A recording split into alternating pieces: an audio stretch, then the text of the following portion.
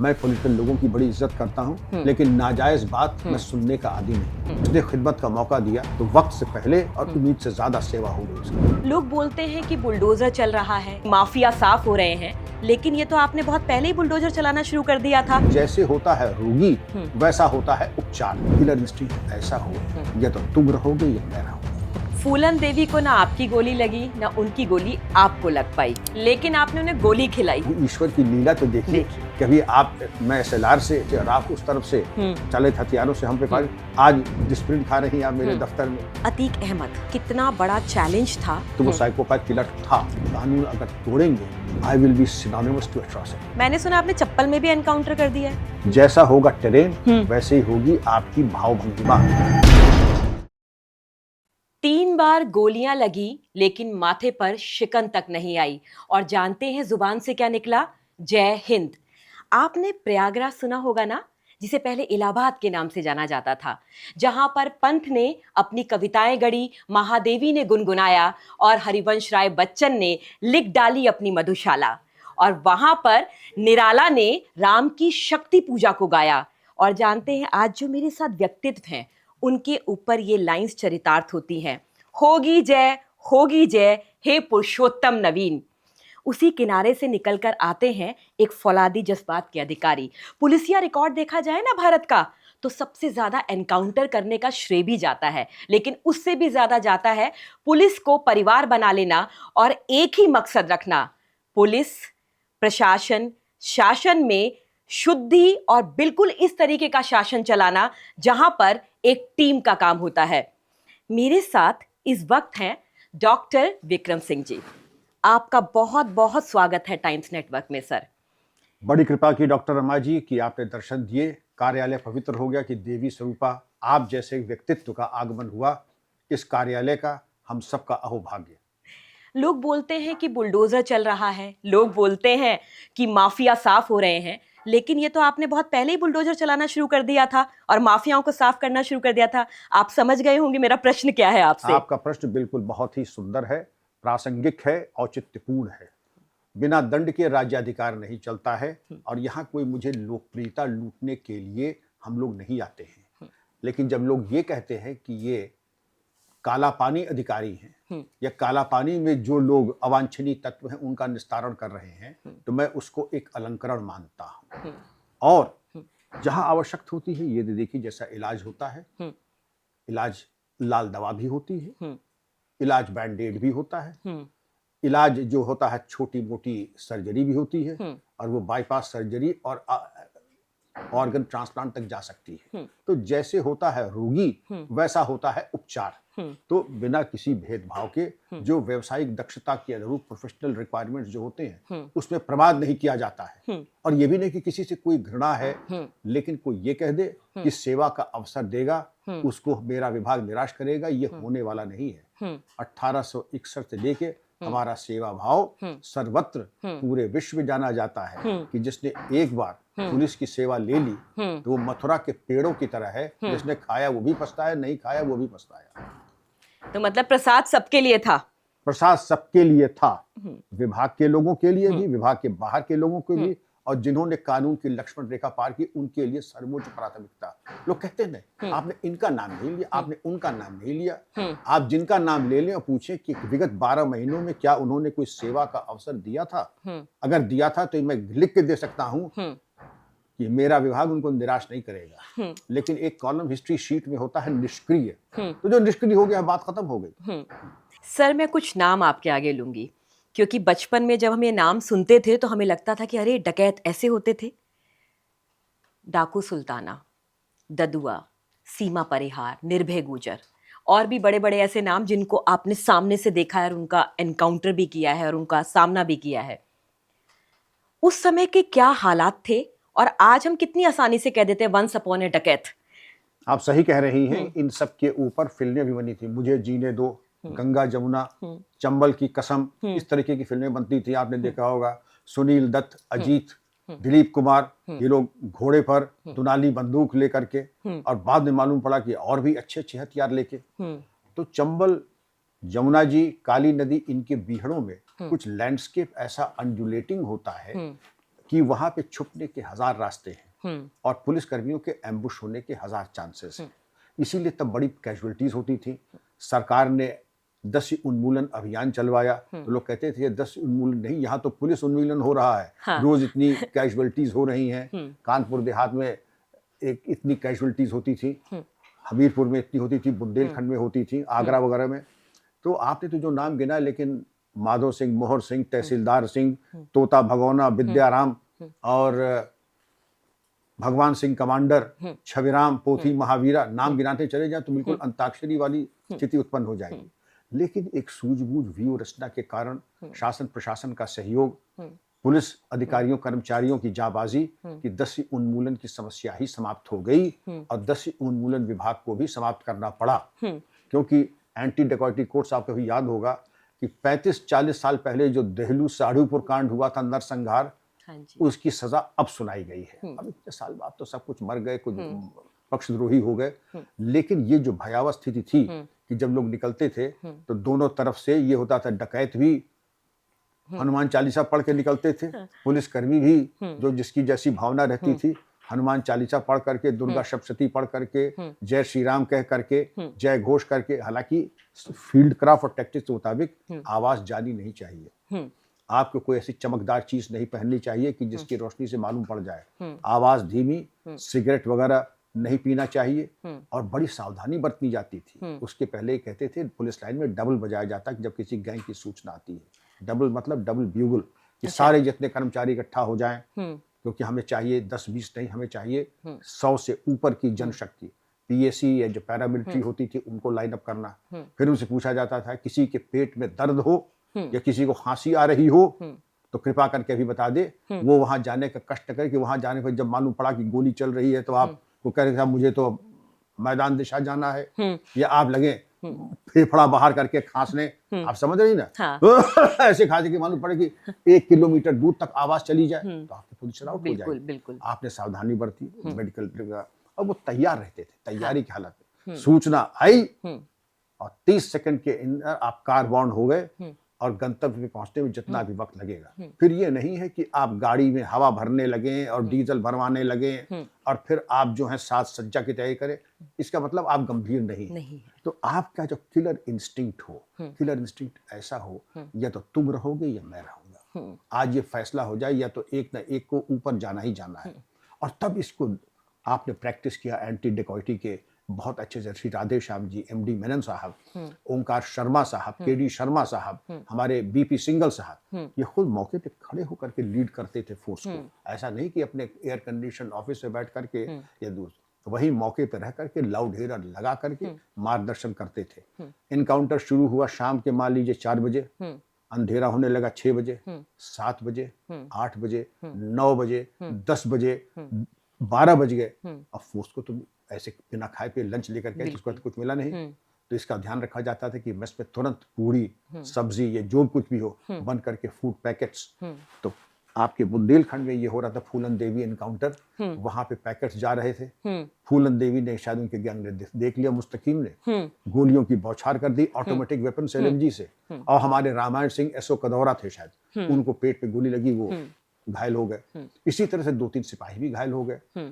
अब जब अपने फोर्स का खून दिखाई पड़ दे, मैं ये कह दूं कि हम बिल्कुल विचलित नहीं होते हैं। इतना ज्यादा डिमोरलाइजेशन होता है अपने कर्मचारियों का रक्त देख करके, और कैजुअलिटी भगवान न करे किसी को देखना पड़े, आदमी हिल जाता है, आदमी हिल जाता है। तो पूरा मनोयोग ईश्वर की कृपा है कि ऐसे दुर्दिन मुझे बहुत कम देखने को मिले, लेकिन जब मिले तो फिर बदमाशों की ही शामत आ गई। फिर किचकिचा करके जैसे कहते हैं कि अब आज इनको निपटाना ही। आपने फूलन देवी की बात की सर, फूलन देवी को ना आपकी गोली लगी ना उनकी गोली आपको लग पाई, लेकिन आपने उन्हें गोली नहीं मारी पर गोली खिलाई। और एक तस्वीर सबके सामने आती है कि आपके सामने फूलन देवी खड़ी हुई हैं जब वो राजनीति में आ चुकी थी, और आप ठाके मार के हंस रहे हैं। एक तरफ एक दूसरे पे गोली चल रही थी, वो उस समय क्या हुआ था सर? उस समय देखिए ऐसा था, हमीरपुर में मैं एसपी था, कई बार गोली चली। जो रामायण सिंह एसओ कदौरा का जो वाकया हुआ वो भी फूलन देवी गैंग से ही फेस ऑफ में हुआ था, गोली चली थी। उसके बाद फूलन देवी ने मध्य प्रदेश में आत्मसमर्पण किया, सांसद बनी। तो माननीय सांसद थी तो मैं आईजीएसटीएफ था, पुलिस महानिदेशक कार्यरत था। तो अब आप देखें क्या सामान्य शिष्टाचार होता था। वो डीजीपी के यहाँ मिलने आई थी, शायद डीजीपी थे नहीं, उनको प्रतीक्षा की, तो मेरे कमरे में आके प्रतीक्षा की। हाँ जी। और हमने भैया कहती थी मुझे, हाँ। भैया आज सर में बहुत दर्द हो रहा है, कुछ दवा मंगा दो। हमने तुरंत डिस्पेंसरी से डिस्प्रिन की गोली मंगाई, 2 बिस्किट मंगाए, चाय मंगाई, उनका दीजिए, अब खाइए इसको, अब फिर खाली पेट नहीं। क्योंकि ईश्वर की लीला तो देखिए, कभी आप, मैं SLR से, LMG से, और आप उस तरफ से स्वचालित हथियारों से हम पे फायर, आज डिस्प्रिन खा रही हैं आप मेरे दफ्तर में, तो ईश्वर की क्या लीला थी ये भी देख लीजिए, संजोग ही था इसमें। आप अगर सामने और STF की बात ना हो तो कहानी अधूरी है। उत्तर प्रदेश में STF अस्तित्व में कैसे आई, ऐसी क्या घटना हुई थी जिसने आपको हिला दिया?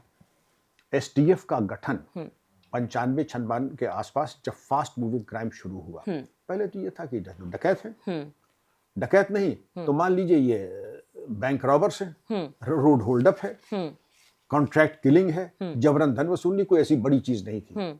लेकिन जब टेक्नोलॉजी आ गई, मोबाइल टेलीफोनी आ गया, पेजर सिस्टम्स आ गए, आपकी फास्ट मूविंग कार्स, हमारे पास तो धक्का परेड वाली जो थी महिंद्रा की जी, उनके पास डेवू सिएलो की जो श्री प्रकाश शुक्ला के पास थी, उस तरीके की कार्स, आप उनके पास वेपन्स देख लीजिए, उनके पास है उजी सब मशीन गन्स और AK-47, और हम लोगों के पास तो 303 चलती थी, SLR 7.62, SLR भी बहुत लिमिटेड थी।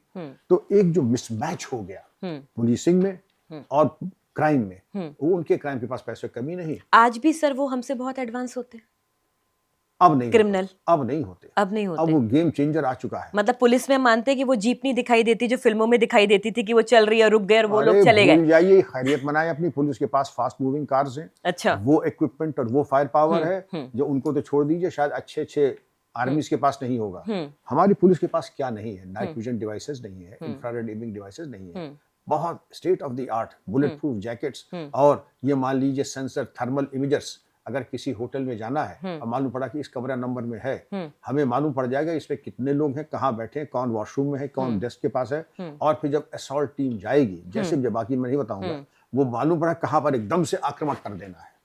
तो ये टेक्नोलॉजी ने हमको इतना सुख दे दिया। टेक्नोलॉजी अगर हमारे, ये तो सिर्फ आर्म्स एंड एम्यूनिशन की, साइबर के अगर वो आ जाए, इलेक्ट्रॉनिक सर्वेलेंस के ऊपर आ जाए, तो जो काम पहले मैनुअल होता था, अब आपको तुरंत ये जान के खुशी होगी कि मैं तो जाके कहीं से, जो जेम्स बॉन्ड वाला एनालिस्ट नोटबुक था STF, जब कोई जानता भी नहीं था, तब हमने उसको दस्तयाब किया। कैसे किया इसको प्रकाश में बताना उचित नहीं होगा, लेकिन हमने लिया। तो आपका जैसे सैकड़ों का डेटा था, हम मैनुअली न करके हमने उसको डेटा को डाला, सेकंडों में मालूम पड़ जाता था। और उसके बाद आप देखिए टेक्नोलॉजी को अपग्रेड किया। पहले कहा था कि अगर पुलिस अधिकारी कुछ पढ़ लिख जाए तो पुलिस के लिए बेकार हो जाता है। अच्छा, पुलिस अधिकारी को चाहिए मजबूत हो, 500 दंड लगा सके। आज तो टेक्निकली जितना अच्छा उतना आज अच्छा। अगर टेक्निकली आप साउंड नहीं है तो 500 दंड लगा, चपरासी की भी जगह नहीं मिलेगी, वाटर बॉय की भी जगह नहीं मिलेगी आपको। इसीलिए हमारे जो लड़के लड़कियां जो IT प्रोफेशनल्स हैं, जो प्रोफेशनली कॉम्पिटेंट, उन्होंने एक नाम रोशन कर दिया है। और ये जितना भी ये आपको बताया ना, आगे जब चलिएगा, पंजाब टेररिज्म के बाद जब ये आया, सिमी, इंडियन मुजाहिदीन और इस तरीके के जो स्वयंभू अपने को समझते थे कि हम तो कुछ भी कर सकते हैं, जब उनकी खातिर तवाज़ो थाने में हुई, तो जब ग्रामोफोन का रिकॉर्ड बजने लगा, जब किस्से आने लगे, और चाहे चरमपंथी कोई भी हो, कहीं का भी हो, बातें उनकी 9 लाख की सुन लीजिए। 48 घंटे के बाद, या मैक्सिमम 72 घंटे के बाद, आप जैसा चाहें आप उनसे आप सुन लीजिए, वो पूरी चीज। वो तो ड्रग्स का कुछ नशा, कुछ जुनून, कुछ पुलिस का जो पूछताछ का तरीका। अब पूछताछ के तरीके में सब तरीके के आते होते हैं। एक तरीका आपका होगा, एक तरीका आपका होगा, लेकिन मेरा तरीका आप वाला नहीं होगा। 3rd डिग्री होती है। अगर मैं ये कह दूं जो कुछ कहूंगा, सच के सिवाय कुछ नहीं कहूंगा, क्या 3rd डिग्री होती है सर? मैं आपको एक मिसाल बताता हूँ। मैंने किताब लिखी है human rights and police, right, और उसको अलंकरण भी मिला है। एक जमाना था जब मैं दिल्ली में आता था मानवाधिकार के कॉन्फ्रेंसेस में, तो मैं कहते सर आप यहाँ कैसे आए? मतलब कि भाई मानवाधिकार का, कहते मानवाधिकार कॉन्फ्रेंस है, लेकिन आपकी तो शोहरत आम दूसरे तरह की है। आप तो मानवाधिकार, अगर नॉर्थ पोल है तो आप तो साउथ पोल है। हाँ बिल्कुल, लेकिन अच्छा बदनाम हो रहा। अच्छा, हाँ, मैंने कभी 3rd डिग्री की नहीं, लेकिन मैं ये कह दूं 3rd डिग्री नहीं होती है, वो एक सफेद झूठ होगा। 3rd डिग्री होती है और खूब होती है, लेकिन इसके ऊपर पुलिस नेतृत्व को कम करना चाहिए। और मैं बताता हूँ कि आपके चैनल के माध्यम से, आज टेक्नोलॉजी आपके पास ऐसी है, पॉलीग्राफ टेस्ट है, लाई डिटेक्टर टेस्ट है, आपकी ब्रेन मैपिंग है, इलेक्ट्रॉनिक सर्वेलेंस है, सिवाय इसके कि आपने शब्दों का क्या इस्तेमाल किया, सब कुछ तो आपको टेक्नोलॉजी दे देगी। आपको किसी को स्पर्श करने की जरूरत नहीं है। वरना जब मैं सर्विस में आया था, उसके लेके करीब 20 साल बाद तक यही होता था कि बड़ा एक सनसनीखेज हत्याकांड हो गया है और इसको वर्कआउट होना बहुत जरूरी, बड़ा राजनीतिक दबाव है कि नहीं होगा तो सरकार के ऊपर बात आ सकती है, डीजीपी के ऊपर बात आ सकती है। तो उनके पुराने जो होते थे हिकमत अमली वाले इंस्पेक्टर,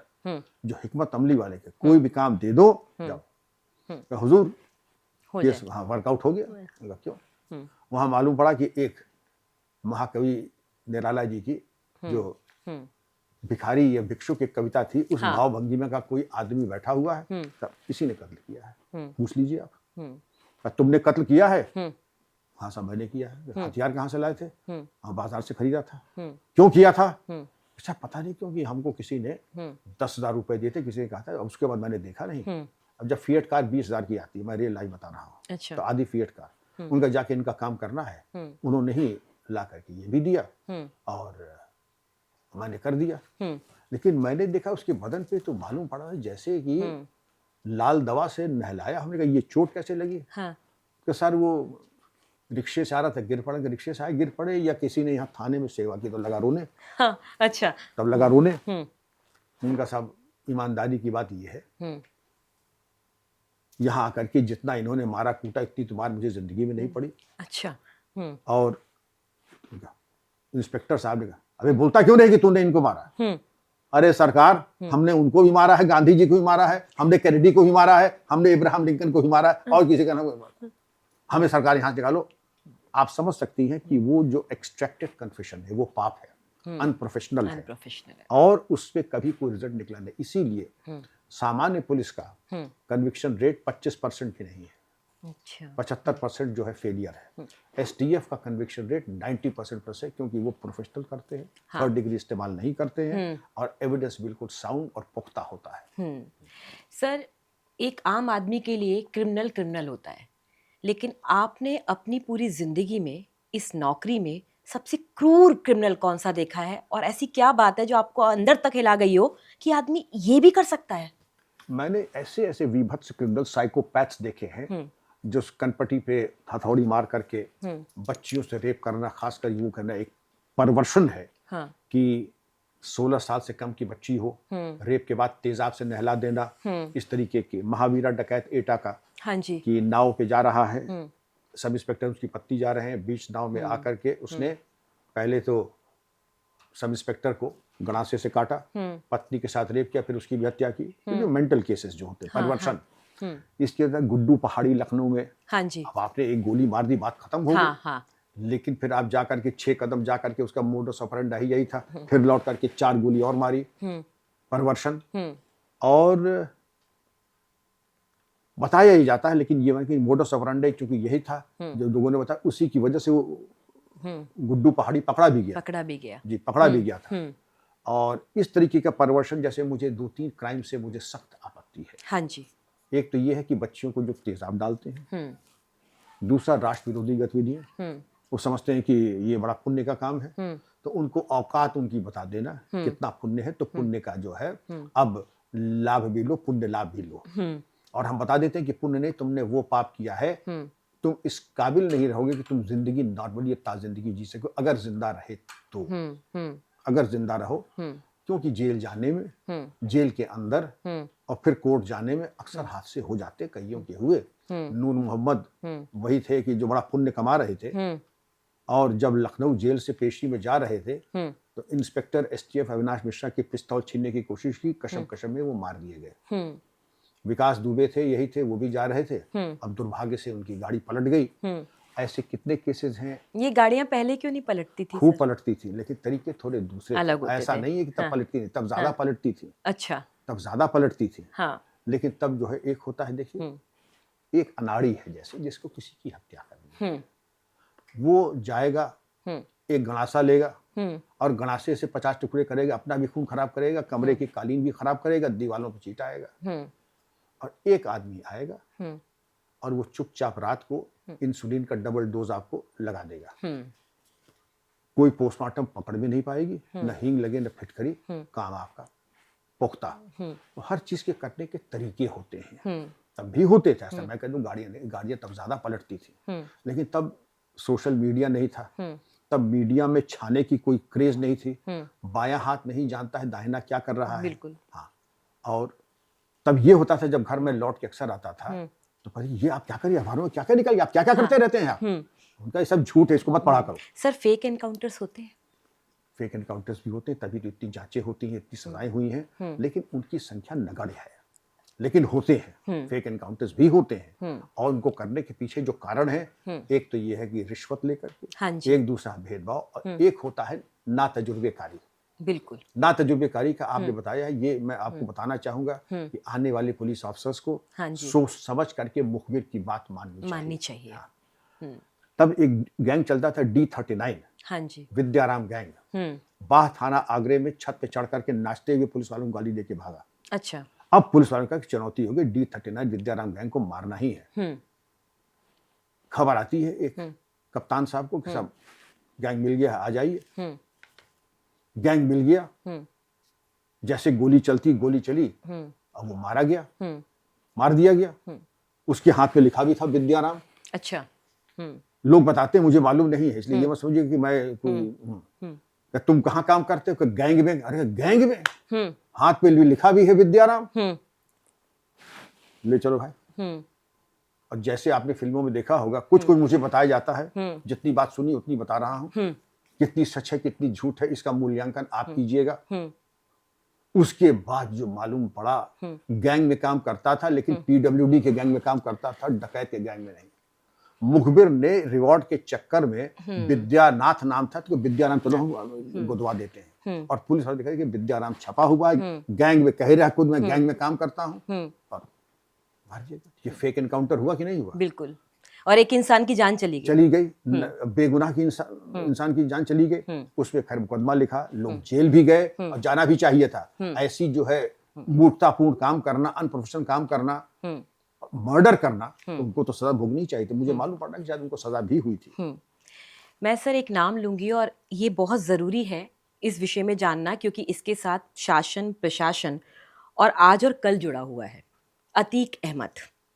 लिखत पढ़त में सर इस व्यक्ति के ऊपर, इस क्रिमिनल के ऊपर 176 से लेकर 77 मामले थे, जिनमें कोई कार्रवाई ऐसे नहीं हुई, और उसमें 60 से ज़्यादा हत्या के मामले थे। उनके जजमेंट को देते हुए जज कांपते थे, 11 तो चुप हो जाते थे, 12वां क्या करते थे कि जमानत दे देते थे। आपने अतीक अहमद को भी देखा है सर, आपने वो स्थिति भी देखा है जब उनकी पत्नी आपके पास आई अपने छोटे से बेटे को लेके, अशद को, और आपको बोला कि मुझे बेबा नहीं होना है। वो अतीक अहमद सर कितना बड़ा चैलेंज था आपके लिए और सरकारों के लिए? चैलेंज तो बहुत बड़ा था। आपने कहा साइकोपैथ किलर, तो वो साइकोपैथ किलर था। हाँ जी। और जैसे ही मैंने DGP का चार्ज लिया 2007 में, इसके भाई अतीक और अशरफ ने यतीम खाने में जा करके कब्जा किया, बच्चियों को लेकर के गैंग रेप करवाया, और मदरसे पे कब्जा किया। अब सत्तारूढ़ लोग थे, लोगों ने कहा कि साहब, हमको भी मशवरा देने वाले एक से एक लोग थे कि साहब और तमाम चीजें उनकी तरफ देख लीजिए, इसकी तरफ वैसे एक्शन होता नहीं। हमारे एक बैचमेट थे, बड़े पवित्र, अब स्वर्गीय हैं, CM भट्ट, उनका विक्रम तुम DGP बन गए, अब तुम चाहे 24 घंटे रहो या तुम 4 साल रहो, गलत काम तो करना मत, और चाहे आज हट जाए तब भी फॉर्मर DGP रहोगे, और 4 साल बाद तब भी, लेकिन इज्जत वाला काम और सही काम करके कीर्तिमान स्थापित कर देना। मुझे वो बात एकदम से फ्लैश और अपील कर गई। नहीं कहा तो तब भी मैं करता, लेकिन मेरे अंतर मन को उससे रीइंफोर्समेंट मिला कि आज तय हो जाए विक्रम सिंह। अब ये बिल्कुल छोटी बात, DGP रहे या न रहे, ये माने नहीं रखता है, आज इसका हिसाब ही होगा। फिर हमने लगवा करके इनकी कराई बहुत कायदे से, बुलडोजर चलवा करके, इनकी खातिर बहुत कायदे से, इनको मफरूर घोषित करके, मुकदमा लिख करके, कि आपने क्या मुख्यमंत्री, क्या मुख्यमंत्री बात करने की जरूरत नहीं है इसमें, ये एक हमारे स्टैट्यूटरी अथॉरिटी पावर है, ये स्टेशन अफसर कर सकता था। अब मैं कह रहा हूं कराओ इसको, गैंगस्टर का मुकदमा और कार्रवाई। अब इनको लग गया कि इन्होंने रॉन्ग नंबर डायल किया। एक दिन के अंदर, विदिन 24 आवर्स मैसेज आता है कि इनकी बेगम मिलना चाहती। हमने कहा ठीक है, सांसद की बेगम है, जरूर मिल सकती हैं। ऑफिस पे मैं मिला, शाइस्ता हाँ, शाइस्ता परवीन हाँ, शायद नाम हाँ, था, ये शाइस्ता। हाँ, शाइस्ता और अपने बेटे असद को, छोटा सा बच्चा था, मासूम, बड़ा प्यारा बच्चा था। हम्म, तो आई बैठी थी, जैसे मैं वहाँ बैठा हूँ, यहाँ पे 2 कुर्सियाँ लगी हैं। हम्म, उनका, आप मेरे वालिद या बड़े भाई की तरह हैं, मैं बेवा नहीं होना चाहता। उनका कौन चाहेगा, मैं भी नहीं चाहूँगा। हम्म, लेकिन अगर कोई मस्जिद है आपको बेवा बनाने में, इसका फैसला हम्म, आपके शौहर करेंगे, हम्म, न मैं करूँगा न आप करेंगे। हम्म, अपने शौहर को एक आसान और मुफीद मशवरा दे दीजिए हम्म, कि कानून अगर तोड़ेंगे, हम्म, वो भूल जाएंगे जुल्म क्या होता है, हम्म, एट्रॉसिटी क्या होती है। Hmm, I will be synonymous to atrocity. Hmm, homeopathy में मेरा ज़्यादा विश्वास है नहीं, हम्म, और होशियार को इशारा काफ़ी है। हमें फिर असद बेटा तुम उधर बैठो, ये कुछ बातें थोड़ा, हम्म, अब वो भावावेश में तो आ ही गया था। मेरा बेटा तुम वो घर से बच्चों की चॉकलेट वगैरह रहती, किताबें, मेरे बेटा पढ़ो, थोड़ा दूर पे बैठा के फिर हमने बातचीत की। उनका इसका फैसला आप कर लें, और मैं आपको ये कह रहा हूँ, अगर रास्ता बदल दिया, मेरी तरफ से आपको कोई फोन भी नहीं जाएगा, और नहीं है, ये मेरा चैलेंज है, आप जाकर के कहीं दुनिया किसी कोने में छुप जाएं, मेरा STF का रिकॉर्ड भी देख लीजिए, आप कहीं सुरक्षित नहीं रहेगा, न सिंगापुर में, न नेपाल में, न दुबई में। हमारे काम करने के तौर तरीके ऐसे हैं, I have never felt helpless, मैं असहाय अपने को कभी समझता नहीं हूं। जिसने खिदमत का मौका दिया, तो वक्त से पहले और उम्मीद से ज्यादा सेवा हो गई उसकी। आपने अभी एक बात कही सर कि कहीं पर भी हो, अगर मैं अपने पे आऊंगा तो वो जांच भी होगी और न्याय भी होगा। आज जब आपने देखा कि पूरे सोशल मीडिया पर फैल गया, जब अतीक अहमद मरा, उसका भाई मारा गया, तब इनकी पत्नी को ढूंढने की बहुत कोशिश की जा रही है आज तक। तो सर, ये जज्बा जो आपने दिखाया, इतने बड़े देश में, इतनी बड़ी फोर्स में, इतने एडवांस इक्विपमेंट के साथ, वो क्यों नहीं मिल रही है? इच्छा शक्ति हो तो हर चीज संभव है। आप मानते हैं इच्छा शक्ति नहीं है? मैं बिल्कुल मानता हूं, और मैं कारण भी बता देता हूं। संपत्ति जब होती है, पुलिस की भाषा में उसको कहते हैं लावारिस, ला दावा, या समझ लीजिए कि अब बहुतों की लॉटरी लग गई है। इसके पीछे प्रोफेशनल कॉम्पिटेंस नहीं है, इसके पीछे जो अरबों खरबों की संपत्ति है, उसकी लूट खसोट है। अगर असली वारिस आ गया, तो फिर हमारी लॉटरी कैसे लगेगी? बिल्कुल। और हमारी लॉटरी अगर लगनी है, तो परवीन को सामने नहीं आना है। इसलिए जब तक उसकी संपत्ति खल्त-मल्त नहीं होगा, परवीन सामने नहीं आ सकती है। हम ही दबा देंगे उसको, मैं ही दबा दूंगा उसको। जमाने बाद जो है रोहिणी नक्षत्र का उदय हुआ, लॉटरी लगी है, और ये आ गए दूसरी कॉम्पिटिटर कमाई की। मतलब जब ये खाली हो जाएगा, वो अपने आप एक पिक्चर में आ जाएंगी। बिल्कुल आ जाएंगी। जब हर चीज तो ठिकाने लग जाए प्रॉपर्टी, या फिर जो जिन्होंने ठिकाने लगा रहे हैं, वो अंतर तृप्ति उनको प्राप्त हो जाए, तो जब बिल्कुल ठीक है, जब अंतर तृप्ति आ गई, तब उनका प्रागट्य होगा। एक छोटा सा गुंडा जो अपने गुरु को ही मार देता है, और वो गुंडा इलाहाबाद में, जो आज प्रयागराज है, उसमें कब्जा करने से लेकर के सारे काम करने लगता है, फिर वो राजनीति में आ जाता है, फिर वो माननीय सांसद कहलाने लगता है। मैं आपसे सर ये फॉर्मूला पूछना चाहती हूँ कि ये जो माफिया राजनेता बन जाते हैं, कौन से बड़े फैक्टर होते हैं कि इनको इतनी बड़ी जगह दे दी जाती है? ऐसे कौन से फैक्टर्स होते हैं कि ये पॉलिटिक्स में बहुत आसानी से आ जाते हैं? इकोनॉमिक्स तो, अरे नहीं, इससे सबसे बड़ा रुपया। आप देखिए, क्रिमिनल तब तक है जब तक 2-3 करोड़ का आदमी है। हाँ। जिस वक्त 10 करोड़ का हो गया, तो वो तो युवा हृदय सम्राट, गरीबों का मसीहा, रॉबिन हुड। हाँ, रॉबिन हुड। वो तो फिर वो तो डकैती तो यही करते थे। 10 डकैती डाली, 1 करोड़ कमाया, 10 लाख के गरीब बच्चियों की शादी कर दी, एक मंदिर बनवा दिया, भंडारा करा दिया। अरे साहब, रॉबिन हुड इन्होंने भी यही किया। 100 करोड़ की डकैती ठेके पे हत्याएं करा दी, और 1 करोड़ का दान पुण्य कर दिया, गरीबों के मसीहा। और उसके बाद त्योहारों पे कंबल और साड़ी बंटवा दी, और कुछ बच्चों को वजीफा दे दिया, कुछ जगह जो है भोज करा दिया, हो गया काम आपका। और आज भी दुर्भाग्य इस देश का ये है, ये इनको आप माफिया आप कह रही हैं, मैं कह रहा हूं, लेकिन ये किसी के कमाऊ पूत भी थे। बिल्कुल। या कमाऊ पूत अगर थे, आप क्या संदेश दे रहे हैं? हमारे आपके संस्कार क्या है कि जिसकी आम ख्याति नहीं है, आम ख्याति अच्छी नहीं, उससे दूर बना के रखिए। मैं जब यूनिवर्सिटी में पढ़ता तो ये कहा जाता ये लड़का बड़ा आवारा है। क्यों? चाय पीता है, उपन्यास पढ़ता है। आज अगर लड़का सिर्फ चाय पिए, उपन्यास पढ़े, तो पूजा जाएगा, चाय ही पीता है, और शरीफ है, बहुत शरीफ है। हाँ। और अब इनको अगर आप ये कहें कि हम इनके कुत्ते से अगर हाथ मिला रहे हैं, तो विभाग को क्या संदेश जा रहा है? इस तरफ देखने की जहमत न फरमाइए, वरना करियर हो जाएगा चौपट आपका। और ये कहते गरीबों के मसीहा, गरीबों के हमदर्द, बहन बेटियों के महफूज रखने वाले। तो जब आप खुद ही कह रहे हैं कि कमाऊ पूत हैं, अब ये मान के चलिए कॉमन सेंस है कि हजारों करोड़ आपने नाजायज कमाए और 100-200 करोड़ अगर आपने आकाओं को पहुंचाया, तो इक्वेशन और इकोनॉमिक्स बिल्कुल साफ है। ये लॉज ऑफ इकोनॉमिक्स है।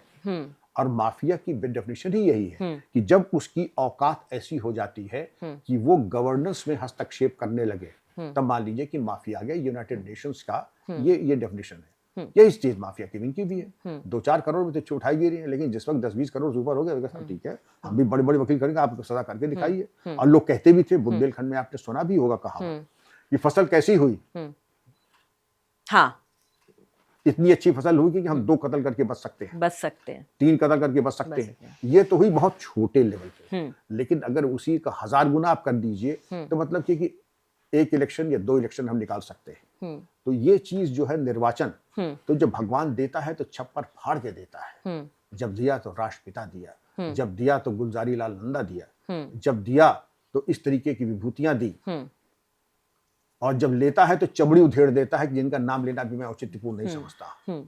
एनकाउंटर्स होते हैं तो हम जो फिल्मों में देखते हैं कि एनकाउंटर हुआ, पूरे साज सज्जा के साथ निकल रहे हैं, अधिकारी सब निकल रहे हैं। मैंने सुना आपने चप्पल में भी एनकाउंटर कर दिया है। जी हाँ, बिल्कुल किया है।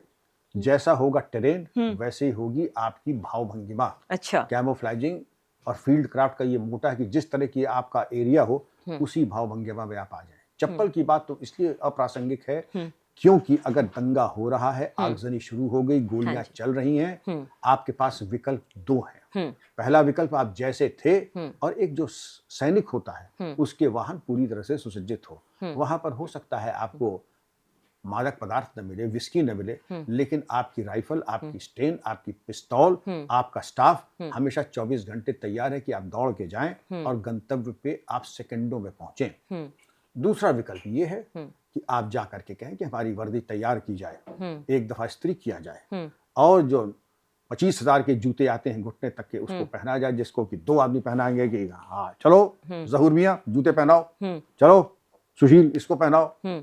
10 मिनट उस पर चले गए। फिर वर्दी पहनी आपने, वर्दी पहनने के बाद अपने जो है स्टार, एपॉलेट्स और हर चीज को मजवाया। 15 मिनट और गए। आप क्या समझती हैं कि जो दंगाई है, डकैत है, रॉबर है, वो आपका इंतजार कर रहा है गुलदस्ता लेकर के और चाय का फ्लास्क लेकर के? क्या आप तैयार होके आएंगे? तैयार होके आएंगे, फिल्मी हीरो की तरह एंट्री होगी, नगाड़े बजेंगे, पुष्प वर्षा होगी। वो सब कुछ नहीं होने वाला है। अगर आप सैनिक हैं तो जैसे थे कि एक दशा होती परेड का कमांड, जैसे थे अपनी गाड़ी में सुसज्जित होके तुरंत पहुंचिए, वायरलेस पे कह दीजिए आसपास के सभी थानों की फोर्स, पुलिस लाइन का रिजर्व वहां पर पहुंचे, वहां दंगा हो चुका है। और जब आप पहुंचे तो नेतृत्व करे आगे से, पीछे से नहीं कि वृक्षों के ऊपर बैठ के अपने कार्यालय से परिपक्व मार्गदर्शन कर रहा हूं। मार्गदर्शन अगर आप घटना स्थल पे नहीं है और आगे नहीं है, फिर कह रहा हूं पीछे नहीं, आगे नहीं है, तो आपका नेतृत्व जो है कोई स्वीकार नहीं करेगा। आप बहुत कड़क अधिकारी रहे हैं, चाहे वो कप्तान रहे थे तब भी, शुरू में आए तब भी। आपका पूरी कहानी किस्से बहुत हैं। एक कड़क अधिकारी होने के नाते कभी राजनीतिक दबाव आया है? किसी नेताजी ने फोन किया हो कि आए हैं, जरा इनका ध्यान रख लेना? हाँ, क्यों नहीं, आते हैं। क्या हुआ था? लेकिन वो इस तरीके से आते हैं, जैसे एक तो बहुत ही सम्मानजनक तरीके से, और एक जिसमें राजनीति के जिसको आप चाहती हैं, तो दोनों अलग थे। एक जिले में एसएसपी हूँ, एक राजनेता सत्तारूढ़ दल के, और उस पद पे जो मैं कहना नहीं चाहूंगा क्योंकि वो उचित नहीं होगा उनका, कि सर वो एक आदमी है, मैं उसको भेज रहा हूँ और उसको गलत इल्जामात लगाए गए हैं, उसको जरा देख लीजिएगा। मैं बिल्कुल देख लूंगा। वो आया, नाम बताया कि भाई तुम्हारा नाम तो मुझे कुछ पहचाना भी लग रहा है। हाँ। हमने गैंग चार्ट्स निकाले, उनका ये सीरियल नंबर 6 पे जो आप हैं इस गैंग जी हैं, कई सब फर्जी है सर, तो आपके ऊपर तो इनाम भी है। हाँ, इनाम भी है, और आप मेरे पास आ गए हैं, एसएसपी के दफ्तर में आ गए हैं। फिर मैंने इंस्पेक्टर कोतवाली को फोन किया। पहले तो हमने घंटी दी कि ये भागने की कोशिश करें तो यहीं पे निपटा देना। आपको तो ख्याल रखने के लिए कहा गया था। हाँ, ख्याल ही तो रखना हूं मैं। अच्छा। इंस्पेक्टर साहब है, हमने कहा देखिए इंस्पेक्टर साहब, इसका नाम ये है, ये सीरियल नंबर 6 इस गैंग का मेंबर है, इतना इनाम है, आप ले जाइए, देख लीजिएगा। तो वो ले गए, मैंने देखा देख लीजिएगा। फिर नेताजी का फोन आया दोबारा? नहीं। उसके बाद मुझे शाम को हमने पूछा, भाई इंस्पेक्टर साहब उसका क्या हुआ? उनका साहब वो तो जब मैं ले जा रहा था वो तो बड़ा ठसक में था, उसने मुझसे कुश्ती में मेरा हथियार खींचने की कोशिश की, मुठभेड़ वो मार दिया उसको। अच्छा। उसके बाद नेताजी का फोन आया कि सर आपने, भाई साहब ने तो अच्छा देख लिया उसको। मैंने कहा था आप देख लिया, आपने तो एडजस्ट कर दिया। तो मुझे हंसी ना, तबादला हुआ कि नहीं हुआ? नहीं, तबादला नहीं हुआ। अच्छा। तबादला नहीं हुआ। अच्छा। तबादला अगले बार हुआ। अच्छा। एक और महानगर में था, दंगा हो गया। तो दंगा हो गया तो कायदे से पीएससी लगा दी, दंगाइयों की खूब सेवा करके भेज दिया जेल। और इतनी सेवा हुई कि लोग आज भी याद करते हैं कि अगर कोई सेवा हुई है तो तभी हुई थी, वरना उसके पहले और बाद में हुई नहीं। और तमाम जो प्रिकॉशंस होते हैं। नेताजी का फोन आया था कि देश में नंबर 2 का उनका था, नंबर 2 उनका स्टेटस था। आप भाई साहब, आप नहीं, कप्तान साहब आप बड़ा जुल्म कर रहे हैं। उनका मैं जानना चाहूंगा क्या जुल्म कर रहा हूँ। हमारे इलाके में आपने पीएससी लगा दी है, तो मैं जानना चाहूंगा आपका इलाका कौन सा है, और आपके इलाके में पीएससी न लगे ये मैं जानना चाहूंगा कि कोई शासनादेश है, उसकी प्रतिलिपि मुझे भेजने की कृपा करें, क्योंकि मेरी जानकारी में, मेरे इल्म में ऐसा कोई शासनादेश नहीं है। उनका रिवायत ये रही है कि नहीं लगती, इनका रिवायत की बेसिस पे हमारा विभाग नहीं चलता है। और जब रिवायत ये भी रहती है कि आप मुझे इज्जत देंगे, आपने किसी रिवायत का पालन नहीं किया, मेरी गाड़ी पे ग्रेनेड फेंका, मेरे कर्मचारियों के ऊपर कातिलाना हमला किया, मेरे कर्मचारियों की वर्दी फाड़ी, और आप मुझसे उम्मीद करें कि मैं रियायत का पालन करूंगा। एक मिजाज है हम पुलिस वालों का, जो आप देंगे उसका सवाया करके लौटाएंगे जरूर। उधार न बात का रखते हैं न किसी चीज का। तो आपने जो दिया हमने सवाया करके लौटा दिया, कानून की परिधि में रहते हुए।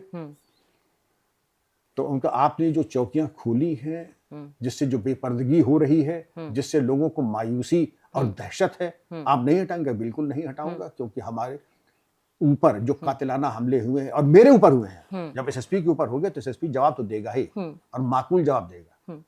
आजम खान सुपर सीएम कहलाते थे।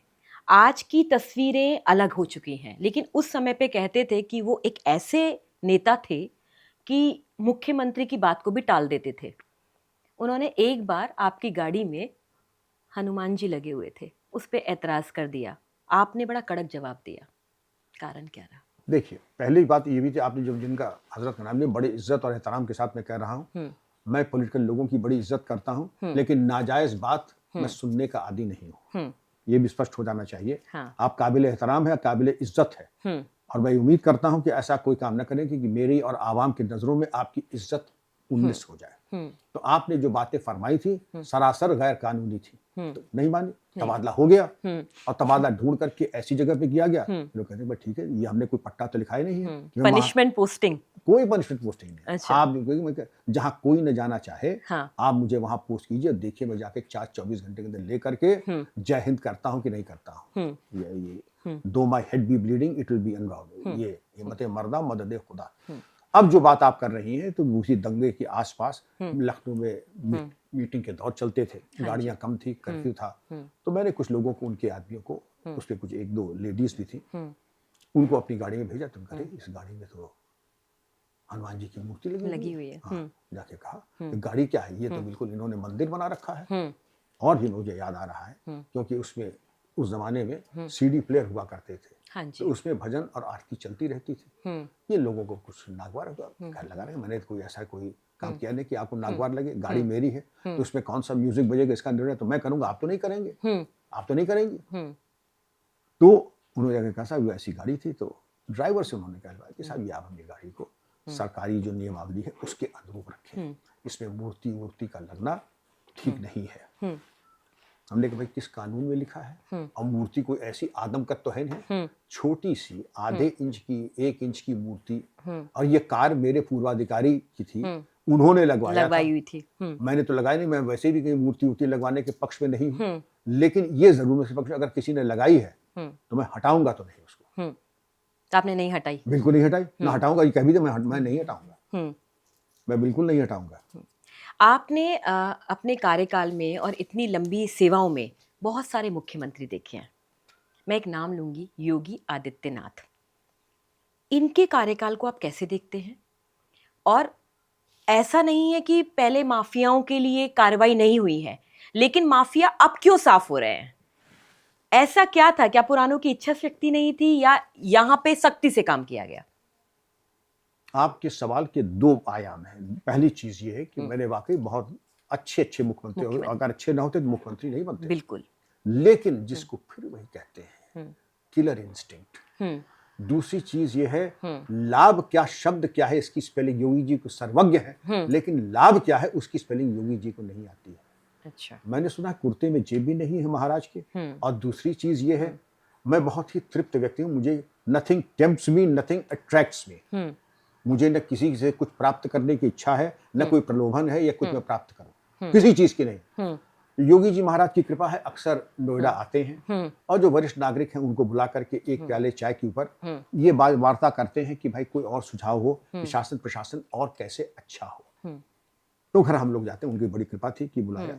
तो मेरा जब नंबर आया कि महाराज बस एक उद्गार और है, मैं बहुत तृप्त हूँ, ईश्वर ने मुझे इस पापी को बहुत दे जिसका मैं अधिकारी नहीं हूँ, लेकिन आपको और शासन प्रशासन को जब मैं देखता हूँ, एक मुझे इच्छा रहती, काश आप मुख्यमंत्री होते और मैं पुलिस अधीक्षक या डीजी होता। उनका आपका बैच कौन सा है?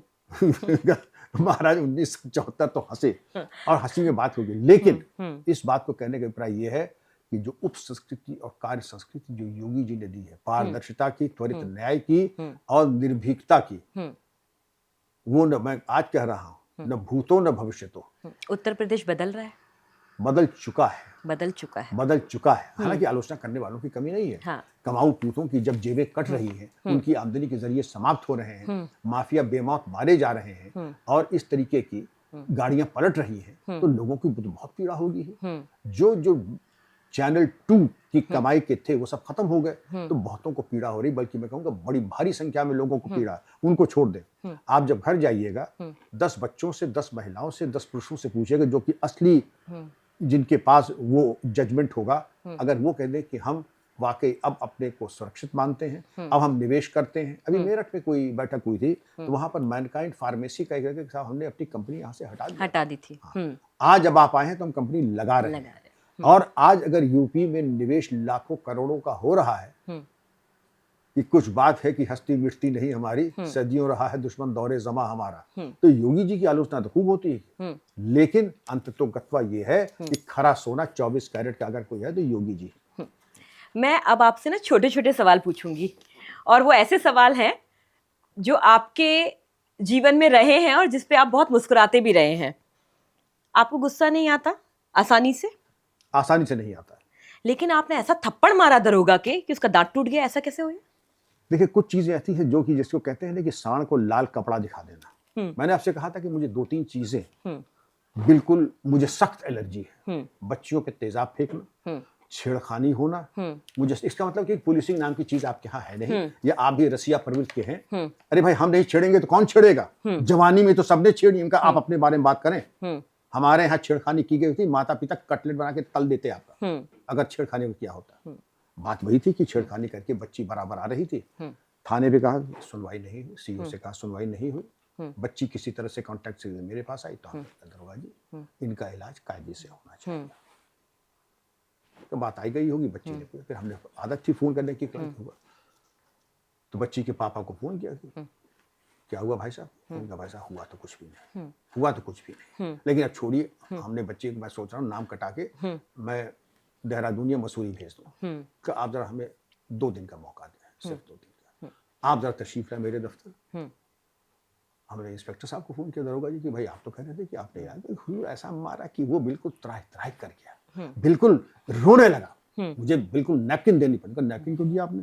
तो आप ऐसा करें, जरा उसको लेकर के आप आ जाए 10 बजे मेरे दफ्तर में।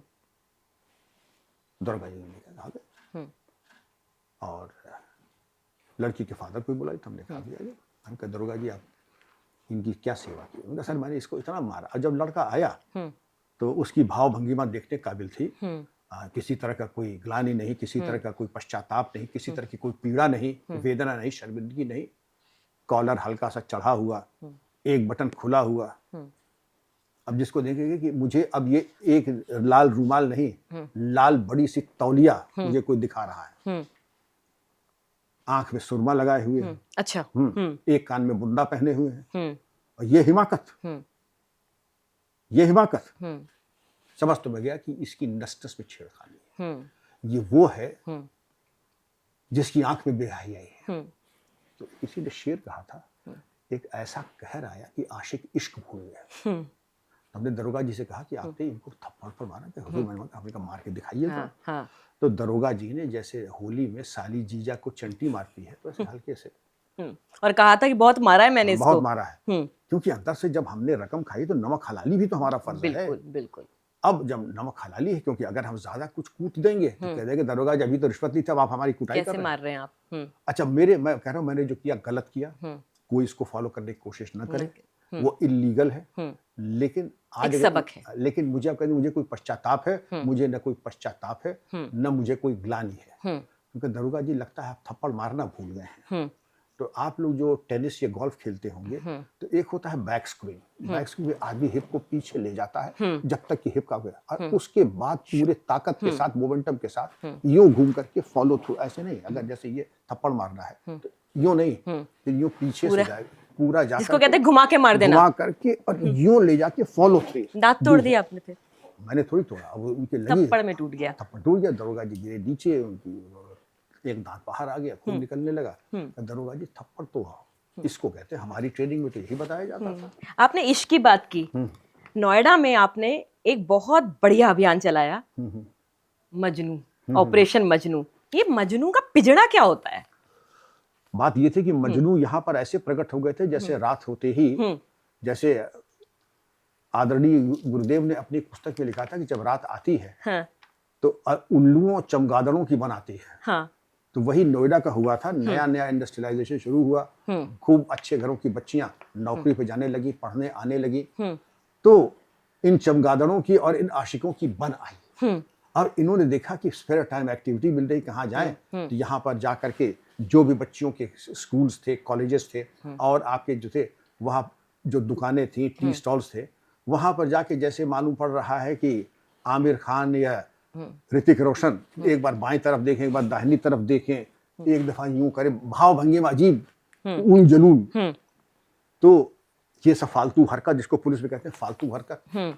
तो गवर्नर रमेश भंडारी साहब, प्रेसिडेंट स्कूल का जमाना था, तो उन्होंने कहा भाई यहाँ पे बिल्कुल हर घर से पूछो, हर बच्ची कह रही है छेड़खानी हो रही है, इसका कुछ हो सकता है? उनका बिल्कुल हो जाएगा सर, का कोई बजट नहीं चाहिए, उनका कोई फोर्स का कोई फोर्स नहीं चाहिए, आप आंख सीधी कर लीजिए, इनकी औकात नहीं है। उनका ठीक है, मैं जा रहा हूँ, कहीं और पोस्टेड था, यहाँ करके कैंप किया, पुलिस लाइन में जा करके इंस्ट्रक्शंस दिए कि आप जा करके प्रत्येक स्कूल कॉलेज के सामने पहले आज ऑब्जर्व कीजिए, सिर्फ ऑब्जर्व कीजिए, जैसे शेर शिकार के पहले जाके सिर्फ एसेस करता है, तौलता है, समझता है कि स्कूल के बाहर ऐसे कितने लोग हैं जिनकी भाव भंगिमा बिल्कुल विचित्र है, जो आप अपने लड़के को पहनेंगे तो मारेंगे 2 थप्पड़ उसको, ऐसे कितने लोग हैं। और कल जब आप जाएं, अगर फिर दोबारा वही दिखाई पड़ जाए उसी टाइम पर, तो आप उनसे पूछिएगा कि आपकी माता जी यहाँ पढ़ाती हैं, आपकी बहन पढ़ती हैं या पढ़ाती हैं, या आप यहाँ खड़े कैसे हैं? हाँ। तो उसके बाद यहाँ पर आप समझ लीजिए कि कई 100 लड़के नोएडा में पकड़े गए, क्योंकि आप जब देखती है कि इस तरीके के एक ढूंढो 1000 मिलेंगे, तो ये मिल गए। अब जब मिल गए तो उनको पुलिस ने देखी, क्योंकि हवालात पे रखने की जगह नहीं थी, बिल्कुल उनको ले जाने के लिए कोई ट्रक नहीं था, तो एक ऐसी पिंजरानुमा चीज तैयार की गई और जनता से कह दिया गया कि देखिए हम मानवाधिकार का बड़ा सम्मान करते हैं, ऐसा कोई काम न कीजिएगा कि इनके ऊपर मैला, गोबर, कीचड़, अंडे, टमाटर हरगिज न फेंकिएगा, मुझे सख्त आपत्ति है इन सब चीजों की मानवाधिकार करने। कानून अपना काम कर रहा है। अब इन मजनू ने रात को, दिसंबर का महीना, कहा कि प्यास लगी है, तुमने पिलाओ पानी। फिर फायर ब्रिगेड की गाड़ी आई, तो आपने सामूहिक पानी पिलवा दिया। सामूहिक पानी पिला। हमारे पास इतनी सुविधा नहीं कि मिनरल वाटर और उसके साथ हम बिस्किट्स क्रीम के पेश करूं, वो तो इतनी मेरी हैसियत नहीं है। जब मैं, तो हम भी बम्बे से पानी पीते थे, छागल से पीते, तुमको भी वैसे ही पिलाएंगे, तुम्हारे कोई अलग से इंतजाम थोड़ी होगा। अब उनको थोड़ा पानी छलक भी गया, कपड़े भी गीले हो गए। तो नोएडा के दिसंबर की ठंड तो आसान तो नहीं होती है। 3 बजे फिर किसी को प्यास लगी, गणेश हमें प्यास लगी, अंकिल जी हमें प्यास लगी, बिल्कुल पानी ना पिलाइएगा। खैर पानी वाली की जो व्यवस्था थी उसका पूरा ध्यान रखा गया। अगले दिन जब जाने लगे तो उनको वो पिंजरानुमा चीज आई, और जब जाने लगे तो जो जनता का आक्रोश था वो फूट पड़ा, और नोएडा पुलिस उसको कंटेन नहीं कर पाई। अब वो अत्यंत आपत्तिजनक था, तो मैं कर ही कह सकता, जन आक्रोश के आगे 4 सिपाही क्या कर लेंगे। तो जैसे आपने विक्स वेपोरअप का इश्तिहार आपने सुना होगा, विक्स जो है गले, छाती, नाक, मुंह के अंदर बाहर सभी पीड़ित भागों पे खूब कायदे से मला जाता है। तो जिसके हाथ में गोबर था, मैला था, सेप्टिक टैंक का, वो उसी तरीके सबके मुंह पर गले, छाती, नाक, मुंह के अंदर बाहर सभी पीड़ित भागों में लगाया। और हम कुछ कर तो नहीं पाए, हाँ 1-2 लोगों को नसीहत दे के भगा दिया। आपने अखबार में भी तो निकलवा दिया कि फलाने का पुत्र यहाँ हाँ, छेड़छाड़ी करता पकड़ा गया, स्कूल के बाहर पकड़ा गया। हाँ। लोग सावधान हो जाएं, गृहिणी सावधान हो जाएं, उनके पति पथभ्रष्ट हो रहे हैं, उनके कुल कलंक यहाँ मतलब आपने तो जो करवाई सेवा करवाई, घर में भी सेवा करवा दी, घर में भी सेवा हो गई। और फिर उसमें हम प्रण करते हैं कि हम ब्रह्म कुमार हो जाएंगे, आज से हम विवाह भी नहीं करेंगे, हम ये तुम्हारा लुकआउट है। न हम कहेंगे तुम विवाह करो या न करो, हमारी तरफ से अगर अनुज बधु भगनी सुत नारी सुनसठ कन्या सम ए चारी इन्हीं कुदृष्टि बिलोगु ताई बधै कछु पाप न हो। आप कह सकते हैं इलीगल है, मैं जानता हूँ इलीगल है, लेकिन क्या इमोरल भी है? इसका जवाब आप दें। ये संझावन, सुझावन और बुझावन ये क्या है? ये देखिए, ये विभाग बड़ा पुराना है। हाँ। इसके तौर तरीके बड़े पुराने हैं। अब गमलों में उगने वाले बरगद का मुकाबला करेंगे तो पुलिस विभाग की अपने तौर, हालांकि उप संस्कृति बड़ी गलत है। क्या अभी भी पट्टा होता है जिसपे लिखा होता है आन मिलो सजना या ये सारी चीजें? हाँ हाँ। ये क्या होता है? देखिए, मैंने सुना था कि मुझे रिटायर हुए 15 साल हो रहे हैं। मैंने आपके सवाल को पूछा था। अच्छा। हाँ, मैंने पूछा था सेवारत कर्मचारियों से। हाँ जी। उनका सब कुछ ऐसा लगाव हो जाता है इन सब चीजों से कि आसानी से इसको तिलांजलि नहीं दे पाते, इस्तेमाल नहीं करते हैं, रखते हैं। सकल वस्तु संग्रह करे आए कोई दिन काम, इसलिए उसके मुंह में हम उनको फेंका नहीं। अगर इस्तेमाल भी करते होंगे सरकार ये सब न पूछा करे। दोस्त वही है जो दोस्त के काम आए और जो बारीकियों में न जाए। तब मुझे तो जवाब मिला नहीं, जो जवाब मिला वो मैंने आपको पेश कर दिया। अब आप अपने निष्कर्ष स्वयं निकाल लें। तो मतलब सेवाएं, प्रसाद, 56 भोग अभी भी थाने में मिल रहा है? मैं समझता खूब मिल रहा है, क्योंकि जब आप देखते हैं हाँ। पिछले इलेक्शन में, आपको याद करें, शायद यूट्यूब पे मिल जाए आपको। हाँ जी। निर्वाचन के प्रारंभिक रुझान आप देख रहे हैं कि कुछ बड़े छाती तान करके मवाली किस्म के युवक अंदर जा रहे हैं, और जब निकल रहे हैं तो विकलांगता को उपलब्ध होते हुए सहारे लेकर के, जैसे देसी पिल्ला के करता है वैसे रोते हुए। तो अब मैं कह दूं वीडियो झूठा नहीं था, वो तो था, सार्वजनिक था। लाखों करोड़ों हिट्स भी हुई, बड़ी आलोचना भी हुई, मानवाधिकार आयोग भी गया। मैं इसका समर्थन नहीं करता हूं, लेकिन अब जो आपने वस्तुस्थिति बताई वो आपके सामने है। समय ऐसा है कि मुझे ऐसा लगता है कि आपके लिए इतने सारे सवाल मेरे मन में हैं, दर्शकों के मन में है, लेकिन कुछ ऐसे सवाल जहां मैं चाहती हूं कि मैं उस अधिकारी को खुद देखूं, अपने दर्शकों को दिखाऊं, जहां चट्टान से नदी निकलती है। आपने बहुत सारे केस इन्वेस्टिगेट किए, आपके नेतृत्व में हुए। क्या कोई ऐसा केस आपके जीवन में है जिसका आज भी मलाल है कि किसी के साथ अन्याय हो गया? अब इसको रहने दें, अब इसको रहने दें। ऐसा एक केस था, लेकिन शिष्टाचार, शालीनता का ये तकाजा है कि इसको हम न डिस्कस करें। लेकिन मुझे ऐसा लगता है कि एक अधिकारी के तौर पर आप पूरा न्याय करने की कोशिश करते रहे। कोशिश यही कहते हैं, लेकिन हमारे हाथ में सब कुछ नहीं रहता है। एक चीज है, आप भावुक हो रहे हैं। हाँ, नहीं मैं भावुक नहीं, लेकिन मैंने कोशिश यही की। लेकिन अगर सबूत कह रहा है, ऑपोजिट पार्टी कह रही है दोषी है, एविडेंस कह रहा है, तो हमारे चाहने से तो नहीं होता, चार्जशीट तो लगेगी। लीगल ओपिनियन भी यही कह रही है। जी, क्योंकि कानून तो तथ्यों के आधार पे चलता है। जी। बाबूजी और माताजी की एक छोटी सी बात कर लेते हैं। आपको एक बहुत अच्छी परवरिश मिली है कि आपने ऐसे स्कूल में पढ़ाई की है जहाँ पे अंग्रेजी आपने बेहतरीन सीखी। जी, और घर की दहलीज जब भी आपने पार की, जी, वो दहलीज में आपने एक शुद्ध हिंदी बोली। आपकी माताजी ने भी आपको हिंदी और इसमें हिंदी, रामचरितमानस, रामचरितमानस, हाँ, और उसकी शिक्षा घर में वही थी। क्या आप अपने बच्चों को वो परवरिश दे पाए जो बाबूजी और माताजी ने आपको दी? कोशिश मैंने यही की, लेकिन मैं अपने माता पिता के पैर की धूल भी नहीं हो पाया। प्रयास करने के बावजूद वो ईश्वरीय वैभव और संपदा से विभूषित थे। मैंने प्रयास किया। बड़े अच्छे बच्चे हैं, परवरिश किसी के मेरे घर में न मेरे टाइम में कभी शराब आई, सिगरेट आई, तंबाकू आई।